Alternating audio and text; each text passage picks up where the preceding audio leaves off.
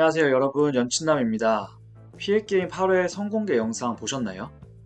진짜 너무 재밌을 것 같은데 이번 주부터 1회씩만 푸는 거 아시죠? 약간 웨이브가 피해게임 인질로 잡아서 이참에 뽕이란 뽕은 다 뽑으려고 하는 것 같은데 총 14부작이니까 내년 1월까지 봐야 되는 거거든요. 요즘 누가 이런 시리즈 영상을 1회씩 푸냐고요. 한승연이처럼 1회에 두세 시간씩 하는 것도 아니고 1시간 띡 하면서 1회씩 푸는 건 너무 짜치긴 하네요. 아무튼 8화 성공개 영상에서 킥은 낙원팀이 금고에 숨은 저택팀을 찾냐 못 찾냐인데요. 여러분 생각은 어떠세요? 저는 무조건 찾을 것 같은데 저 안에서 1시간 30분을 버티는 건 거의 불가능하다고 생각이 듭니다. 어차피 낙원에 침입해서 얻어갈 건 돈밖에 없는데 사이렌을 울렸는데 아무도 모습이 보이지 않으면 이건 시간이 흐를수록 금고로 좁혀질 수밖에 없는 거거든요. 저는 예상하기로 빠니보틀이 오한마 같은 거 들고 와서 금고문을 부시는데 여기에 쫄아서 저택팀이 제 발로 나오는 장면이 연출되지 않을까 싶습니다.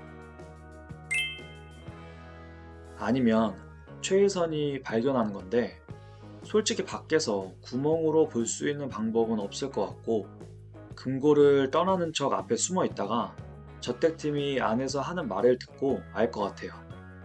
최혜선이 또 이런 끈질김과 디테일이 살아있기 때문에 결국엔 걸릴 수밖에 없을 것 같습니다. 그럼 내일 8화 공개하는 거 기다리는 동안 오늘은 6, 7화 요약 한번 싹 하면서 내용을 복기시켜 볼 건데요. 딱 세 가지만 말해보려고 하는데 첫 번째는 서출구의 각성, 두 번째는 그냥 미친 갓동민, 그리고 세 번째는 김경란 탈락입니다. 솔직히 저는 서출구를 출연자들이 왜 이렇게 올려치기를 하는지 이해가 안 가더라고요. 피해게임2에 나온 모습도 사실 계산기 없이 숫자 100을 만드는 미션 말고 기억에 남는 장면이 딱히 없는데 이것도 그냥 계산을 좀 빠르게 했다 정도지 소름 돋을 정도의 활약은 없었다고 생각을 했거든요. 그래서 서출구 김경란 유리사 셋이 데스매치를 할 때 탈락자는 서출구가 될 거라고 생각했었습니다. 데스매치가 딱 시작이 됐는데 바로 블록을 움직이면서 뭔가를 하고 있는 김경란과 유리사에 반해 서출구는 아직 게임이 이해도 안 가는 상황이었는데요. 그런데 2라운드부터 갑자기 각성을 하더라고요. 솔직히 바로 옆에서 따다닥 소리가 나면 내가 뒤처지고 있다는 생각에 저들을 안 따라가면 안 될 것 같은 생각이 들 것 같은데 서출구는 전략을 짜기 위해 집중하더라고요. 그러다가 불가능을 맞춰버리는데 여기서 만약 틀렸으면 멘탈 부서지면서 바로 탈락까지 직행했을 텐데 체계적인 전략을 짜서 찾아냈다기보단 딱 그 순간에 저게 보인 게 운이 작용을 했다고 할 순 있지만 그래도 서출구의 잠재력을 인정해야 할 라운드였긴 했어요. 역시 흐름이라는 게 어디서든 참 중요한데 이때부터 서출구는 각성을 하고 흐름을 본인한테 가져오는데요. 결국 데스매치에서 살아남게 됩니다. 서출구도 인터뷰에서 얘기했지만 만약 여기서 떨어졌다면 서바이벌에서 팀 위주 미션의 책사 정도로만 남고 사라져 버렸을 텐데 중요한 순간에 잘 해낸 것 같아요. 서바이벌이라는 게 물론 팀 미션도 중요하지만 결국 시청자한테 각인이 되는 건 개인 미션에서 어떤 모습을 보여주냐거든요. 서출구는 개인 미션에서 뚜렷한 모습을 보여준 게 없기 때문에 본인도 그렇고 다른 사람들도 마음 한켠에 의심이 남아 있었겠지만 이번 데스매치를 계기로 위상도 달라질 것 같고 본인 스스로도 자신감을 얻으면서 다음 게임에 긍정적인 효과를 볼 것 같더라고요. 역시 한번 궁지에 몰려봐야 각성이 나오는 것 같은데 8화에선 어떤 업그레이드된 모습을 보여줄지 기대가 됩니다. 1화부터 레전드를 보여주고 있는 갓동민은 6, 7화에서는 홍진호, 김경란보다 한 수 위라는 걸 입증했는데요. 이들이 어떻게 게임에 임할지를 완벽하게 미리 파악한 장면은 정말 소름이었습니다.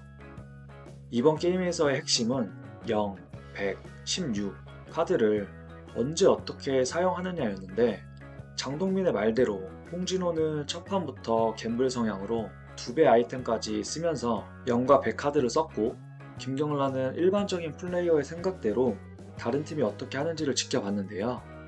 게임 시작 전에 상대 팀에 대한 분석을 하는 것만 봐도 홍진호, 김경란은 본인들이 어떻게 플레이할지에 집중하는지 반해 장동민은 상대 팀의 플레이를 예상하고 그에 따른 전략을 짜니 질 수가 없겠더라고요. 이번 게임 하이라이트는 이 3명이 맞붙은 4라운드였는데요. 사실 3명이 맞붙은 설정이 긴장감이 있긴 했지만 메인 게임을 통으로 붙는 것도 아니고 한 라운드였기 때문에 크게 의미는 없다고 생각을 했는데요. 그럼에도 4라운드에서 유일하게 승리한 김경란은 많이 기뻐하더라고요. 저는 오히려 이때 높아진 자존감 때문에 저택팀이 데스매치를 가게 되었을 때 본인이 데스매치 가야 되는 것 같다고 말한 자폭행위가 되지 않았나 싶은데 이때 올라온 자존감으로 데스매치를 가도 이기고 돌아올 수 있겠다는 자신이 생긴 것 같더라고요. 압도적으로 머니 챌린지를 우승한 자네팀.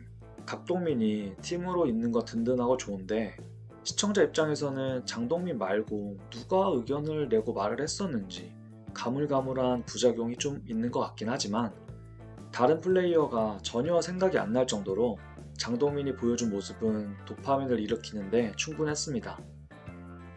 데스매치 투표 전에 적택팀은 모여서 얘기를 나누는데요. 이때 김경란이 내가 가는 게 맞겠지 라고 하더라고요. 저는 이게 이해가 안 갔는데 본인이 약간 팀장이라고 생각을 하고 있는 것 같아요.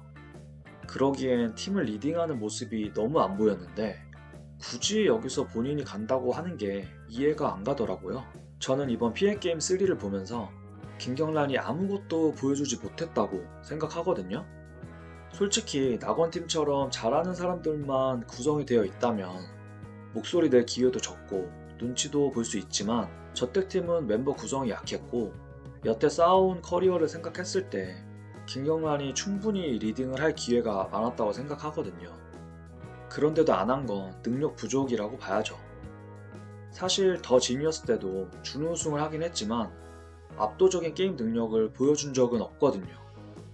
피해게임 3 나오면서 약간 미천이 드러나는 느낌인데 데스매치에서도 단 한 문제도 맞추지 못하고 김경란은 탈락하게 됩니다. 김경란은 잘 리딩해주는 팀장 옆에 책사로 딱 있는 포지션이 맞는 것 같아요. 아무튼 저택팀은 김경란을 잃고 서출구 요리사를 얻었는데요.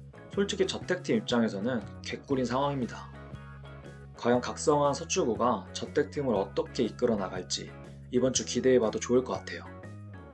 오늘은 8화 선공개와 6, 7화 내용 요약을 다뤄봤는데 8화에서는 또 어떤 레전드 장면이 탄생할지 바로 시청해서 리뷰 영상으로 만들어 보겠습니다. 지금까지 시청해주신 여러분 너무 감사드리고 모두 남은 하루 행복하게 보내세요. 감사합니다.